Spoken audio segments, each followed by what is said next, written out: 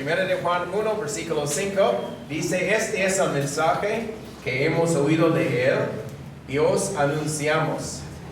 Dios es luz y no hay ningunas tinieblas en él. Como mencioné en un momento en la semana pasada, no hace mucho, por medio de otra versión, vi que la palabra tinieblas aquí realmente es en el singular. No hay ninguna tinieblas en él. No hay ningunas tampoco, pero no hay ninguna, ni un solo ejemplo de algo oscuro. Entonces tenemos algo de su carácter. Dios es luz. Podemos leer ahora el capítulo 4. Y estas dos declaraciones sobresalen y son famosas aquí en 1 de Juan. Dios es luz, pero también en capítulo 4 vamos a leer desde el versículo 8. Dice, el que no ama no ha conocido a Dios, porque Dios es amor. Dios es amor. Entonces vamos con dos, ¿verdad? Dios es luz y Dios es amor. Ahora en Juan capítulo 4,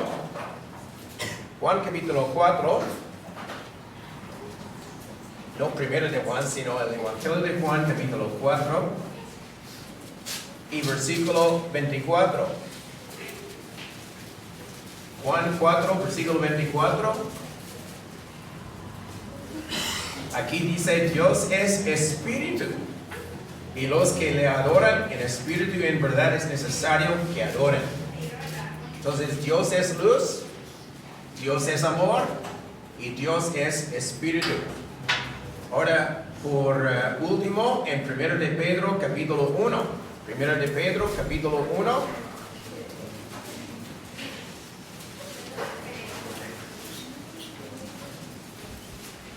Primero de Pedro, capítulo 1.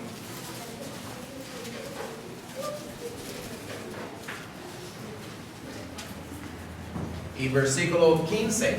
Sino como aquel que os llamó es santo, sed también vosotros santos en toda vuestra manera de vivir. Dios es luz, Dios es amor, Dios es espíritu y Dios es santo. El carácter. El carácter es el conjunto de los atributos de nuestro Dios. Muchos de nosotros sentimos muy pequeños ante la grandeza de su ser. O sea que conocer a Dios y comprender y aprender un poquito de sus atributos no es un ejercicio intelectual solamente, aunque nos cuesta entender algo de su ser, la magnitud de su ser, la maravilla de su ser. Pero debería tener también un efecto en nuestro ser, en nuestro carácter. Que algo del carácter de Dios sea reproducido y replicado en la vida y en la persona nuestra. Y no solamente en alguna acción nuestra o alguna actitud nuestra, sino en nuestro carácter, nuestro ser. Y Dios está, cual alfarero divino, perfecto y paciente, interesado en formar o reformar nuestro carácter. Y también desarrollarlo a la semejanza, a la misma imagen de Él mismo, de Cristo mismo. Y esto es el anhelo de toda persona salva aquí esta mañana, que podamos despojarnos y deshacernos del viejo yo, para que podamos ser más semejantes a Él. Dios es un Dios de carácter impecable, de carácter inigualable, de carácter infinito. Dios es luz. Y lo que me llama la atención en estos 4 versículos es que inmediatamente al momento de decirnos esto, sigue también con referencia a nosotros. ¿Cómo? Bueno, en 1 de Juan capítulo 1, por ejemplo, es que nos damos cuenta que no es algo como una teoría nada más. Porque Dios no quiere que seamos como expertos o eruditos de la palabra, con vasto conocimiento para poder impresionar a otras personas de nuestro conocimiento profundo de la palabra. Esto sería orgullo abominable, ¿verdad? Especialmente revestido al orgullo nuestro con algo piadoso o algo espiritual, ¿no? Pero Dios quiere que esto sea bien aprendido y asimilado tanto en nuestro pensar hasta que llegue a ser parte de nosotros mismos. Por eso dice en el versículo 6 que sigue la declaración que Dios es luz y que no hay ningunas tinieblas en Él, que para nada, que absolutamente en ninguna manera no hay ningunas tinieblas en Él. Es súper enfática la declaración, la defensa de su carácter. ¿Y qué sigue? Dice versículo 6, si decimos que tenemos comunión con Él y andamos en tinieblas, mentimos y no practicamos la verdad. Entonces Juan no está perdiendo tiempo para aplicar el punto.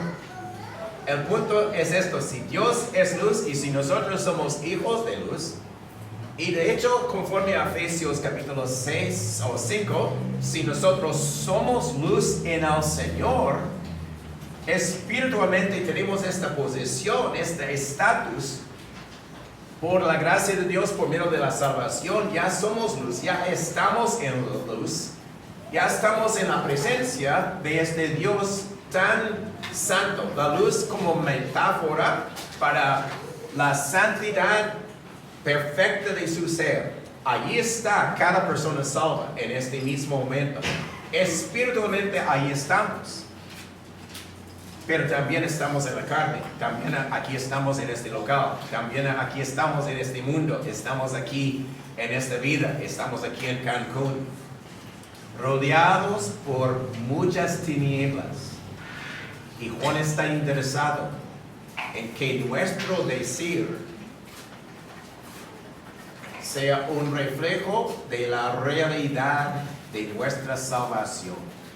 Si decimos que tenemos comunión con Él, si decimos que somos salvos, si decimos que andamos en luz como Él está en luz, pero andamos en la vida en tinieblas,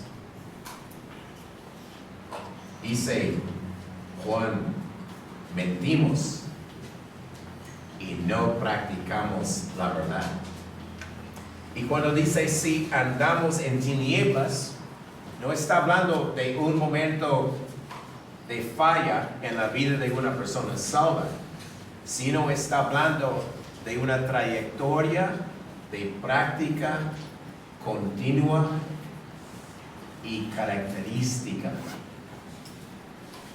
de alguien que dice que tiene comunión con Dios, pero lo que es normal en su vida es andar en las tinieblas. Esta persona se está engañando. Esta persona es mentirosa. Y por eso vuelve a repetirlo en otras partes. Dice en el versículo, es la cosa, versículo 6 si decimos, versículo 8 si decimos, versículo 10 si decimos, capítulo 2 y versículo 4, el que dice, yo le conozco y no guarda sus mandamientos, el tal es mentiroso y la verdad no está en él. El que guarda su palabra, en este verdaderamente el amor de Dios se ha perfeccionado. Por esto sabemos que estamos en Él. El que dice que permanece en Él debe andar como Él anduvo, ¿no? Entonces tenemos algo muy práctico relacionado con algo muy sublime, muy grande, muy llamativo. Dios es luz. ¿Y nosotros? O sea que el carácter de Dios como luz debería afectar mi andar. ¿Dónde ando y cómo ando? ¿Cómo camino? ¿Por dónde camino? Mi comportamiento, mi conducta, mi carácter. El carácter suyo, el carácter mío, se forma a través de un conjunto de acciones, decisiones, pensamientos y palabras, repetidamente hechos a través de los años, y llegan a formar y forjar nuestro carácter.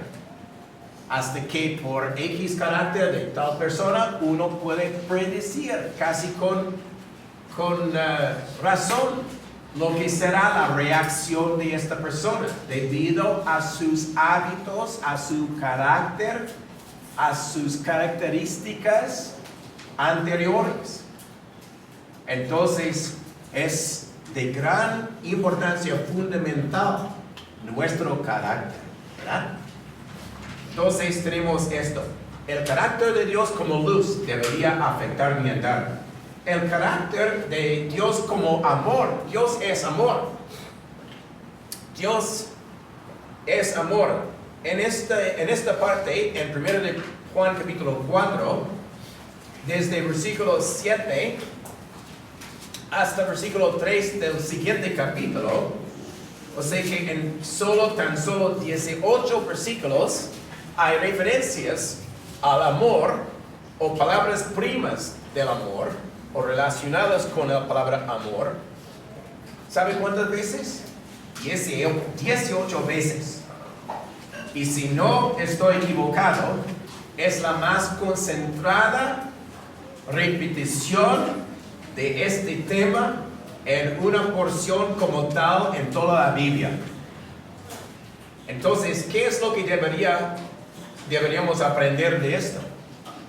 Que si el carácter de Dios es amor, inmediatamente ¿cuál debería ser la influencia o el impacto en la vida suya, en la vida nuestra, como personas, como individuos, como pareja, como una asamblea, como una iglesia, representando a Dios en su ausencia, a Cristo en su ausencia? Dice, versículo 7, 1 de Juan 4, amados, la descripción de nosotros. Amémonos, es la instrucción, amémonos unos a otros, nuestra obligación, porque el amor es de Dios, es nuestra explicación, y da razón a esta previa exhortación y obligación nuestra. Todo aquel que ama es nacido de Dios y conoce a Dios. El que no ama no ha conocido a Dios, porque Dios es amor. Entonces, una de las características de una persona salva es que no solamente tiene amor para Dios y tiene amor hacia la persona de Cristo, pero también tiene amor familiar. Tiene amor para sus hermanos y para sus hermanas. Busca el bien de ellos. Se preocupa por ellos. Es el amor. Dice, es el amor sacrificial. Porque dice en el versículo 9, en esto se mostró el amor de Dios para con nosotros, en que Dios envió a su Hijo unigénito al mundo para que vivamos por Él. Muchas lecciones basadas en el amor de Dios. La demostración de este amor en la cruz. Versículo 10, en esto consiste el amor, no en que nosotros hayamos amado a Dios, sino en que Él nos amó a nosotros y envió a su Hijo en propiciación por nuestros pecados. Amados, si Dios nos ha amado así, debemos también nosotros amarnos unos a otros. Entonces tenemos muchas lecciones que se expresan que están fundados en este carácter de Dios. El carácter de Dios como luz debería afectar mi andar. El carácter de Dios como amor debería afectar mi amar. ¿Okay? Entonces, pero esto no es todo. En Juan capítulo 4, el carácter de Dios como espíritu debería afectar mi adorar. ¿Por qué? Porque eso es el tema que Cristo está tocando con la mujer samaritana. Y yo creo como 10 veces está mencionando el tema de la adoración. Y la sorpresa es que está hablando de este tema a una persona no salva. Bueno, claro, está casi al punto de ser salva, pero aún no es salva. Entonces, él dice en el versículo 21, mujer, créeme que la hora viene cuando ni en este monte, Gerizim, ni en Jerusalén adoraréis al Padre. Vosotros adoráis lo que no sabéis. Dios quiere que nuestra adoración sea informada. ¿No le gustó escuchar a los hermanos esta mañana expresando sus pensamientos y sus meditaciones en la presencia de Dios? Claro que sí. ¿Por qué? Hay un hilo, hay un pensamiento. No están simplemente expresando palabras para decir palabras y para pasar el tiempo. Saben lo que están adorando. Vosotros adoráis lo que no sabéis, los samaritanos. Nosotros adoramos lo que sabemos, porque la salvación viene de los judíos. Mas la hora viene y ahora es, cuando los verdaderos adoradores adorarán al Padre en espíritu, ya no tanto con algo físico como los animales de antes, o en un templo físico como el templo en Jerusalén, sino en espíritu. Nuestra presencia está aquí en esta reunión, aquí estamos adorando, pero nuestra adoración sube y está realmente presentada y facilitada por el Señor Jesucristo, y llega y estamos adorando en el lugar santísimo, en la mera presencia de Dios en el cielo esta mañana, en espíritu. Pero no solamente en espíritu, pero también en verdad. En verdad. Tenemos que hacerlo de la manera correcta, de la forma bíblica. No nos dejó a nosotros decidir qué hacer con una iglesia. No es a cada uno su preferencia, su decisión. Si no lo estamos haciendo conforme a la verdad, que puede interpretarse como realidad, no algo falso. Esperemos entonces que estemos aquí adorando no falsamente, sino sinceramente. Esto tal vez es una interpretación válida de esta expresión en verdad. Parece que esto es la expresión que Josué estaba, esto fue la idea que Josué estaba dándole a esta expresión en espíritu y en verdad en el último de Josué, pero también se necesita hacerse conforme a las instrucciones de la palabra de Dios. Si no, correremos el riesgo de estar adorando en vano, y no va a llegar como incienso fragante a su presencia. El Señor será robado de su porción que Él merece de parte de su pueblo. Pero gracias a Dios aquí estamos. No es que seamos superiores, pero simplemente humildemente reconociendo la validez y la importancia de adorar al Padre en espíritu y en verdad. Y por eso estamos convencidos y por eso estamos presentes en la asamblea, para que pueda realizarse este propósito del Padre. Y para terminar, en 1 de Pedro capítulo 1, Dios es santo. Y en este caso, yo creo casi es sinónimo con 1 de Juan capítulo 1 y 5, Dios es luz. Pero de todas maneras, para notar con ustedes lo que dice Pedro. Dice versículo 13, por tanto, ceñid los lomos de vuestro entendimiento, sed sobrios, y esperad por completo en la gracia que se os dará cuando Jesucristo sea manifestado. Como hijos obedientes, no os conforméis a los deseos que antes teníais estando en vuestra ignorancia, sino como aquel que os llamó es santo, es el verbo ser, ¿verdad? Es. No dice está, dice es. Pero la palabra que sigue se nos aplica a nosotros. Y no es la palabra ser, sino es otra palabra que significa llegar a ser. Dios nunca tuvo que llegar a ser santo. Él siempre ha sido. Y siempre es. Y siempre será. Nosotros, tristemente, no hemos sido santos. Y nunca hemos llegado a una santidad perfecta. Y por eso está en el presente. Necesitamos llegar a ser santos. A diferencias con el pasado. A diferencias con nuestra tendencia pecaminosa.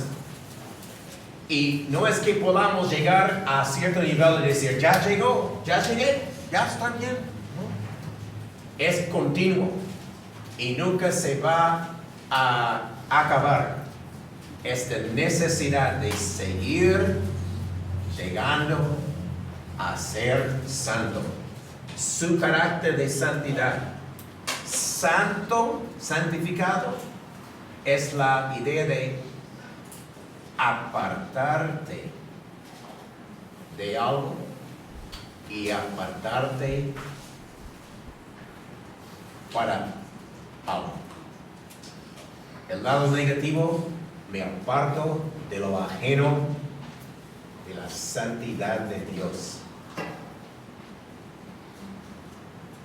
Pero no es un conjunto de cosas prohibidas. Tengo otro motivo. Me admiro del carácter de el que es santo. Y esto me llama, esto me motiva, esto me inspira, esto me da el ejemplo. Es este patrón de perfección, de santidad. Por eso el versículo sigue diciendo, sed, o que lleguen, o no sé cómo decir la palabra, que lleguen a ser también vosotros santos en toda vuestra manera de vivir, porque escrito está, sed santos, porque yo soy santo. Algo citado de Levítico, capítulo 11, si mal no me acuerdo. Entonces, Levítico, el libro del santuario, en donde nosotros estamos viviendo y sirviendo como sacerdotes. Y Pedro está acordándose de este versículo en Levítico, aplicando esto al pueblo en su día. Y es muy relevante para nosotros. Estamos al principio de una nueva semana, de un nuevo día. Que salgamos de aquí para regresar a la rutina de nuestra vida, con esta meta en nuestra vida. El carácter de nuestro Dios. Dios es luz, debería afectar mi andar. Dios es amor, debería afectar mi amar. Dios es espíritu, debería afectar mi adorar. Y Dios es santo, debería afectar mi apartarme de todo lo que no le agrade a Él. Que el Señor nos ayude y que prospere su palabra en nuestras vidas. Amén.